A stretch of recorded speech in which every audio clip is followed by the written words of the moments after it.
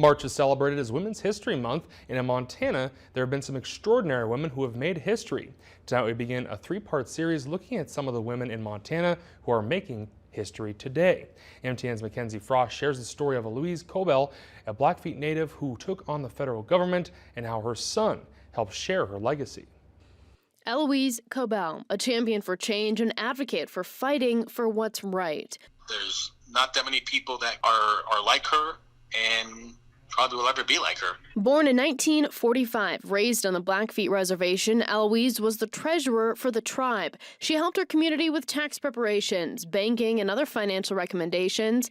Elouise's son, Turk, says she was there supporting him in any basketball game and involved in his school. Probably not too different from a lot of mothers out there. But what is different? The case known as Cobell versus Salazar, first filed in 1996, because Cobell was financially literate and made it a point to know the books. She would be approached by a lot of elders asking for help to understand their IIM accounts, their land holdings, and why they weren't getting paid, and knocking down the BIA doors with the Department of Interior, asking them questions. And basically, she was stonewalled. Elouise wanted to know why tribal members weren't getting their money for land holdings from the federal government. Turk explained one interaction with the Bureau of Indian Affairs in the beginning of the case. In exact words, she was told that she's an Indian and she's too dumb to understand how this works. Pushed aside, but her strong will and determination resulted in her trying again. Cobell went to the Clinton administration, only to get stonewalled again by then Attorney General Janet Reno. She decided that day, after she went and sat on the steps of the Lincoln Memorial, that she had enough and she was going to sue the federal government. And she did. She fought for her community. That's just was in her DNA.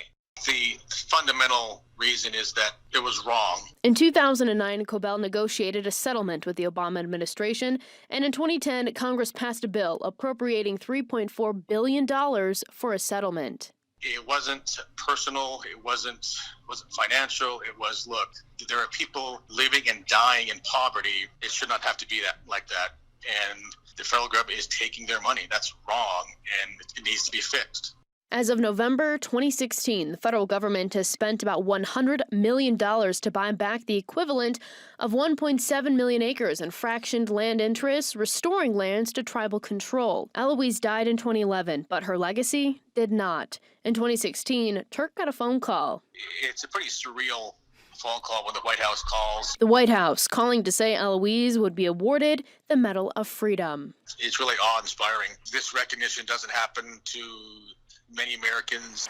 Turk went to D.C. to accept the award on his mother's behalf. Elouise Cobell overcame the longest odds, reminding us that fighting for what is right is always worth it. When President Barack Obama put that medal on Turk, his mom's legacy was truly just beginning. Longest lasting piece of this settlement that her legacy will be known for is the Cobell Scholarship Fund. Turk says the scholarship has funded over 1,000 Native American and Alaskan Native students over the last 4 years. We fully intend to fund Native students for many, many years to come. More than 20 years after this battle began, her unwavering effort to help people that may not have the means to help themselves is unprecedented. And to him, there's only one way to describe his mother. Is that she really is, she's a hero. In Helena, Mackenzie Frost, MTN News. And the Cobell lawsuit is known as one of the largest class action suits in American history, with around 500,000 plaintiffs.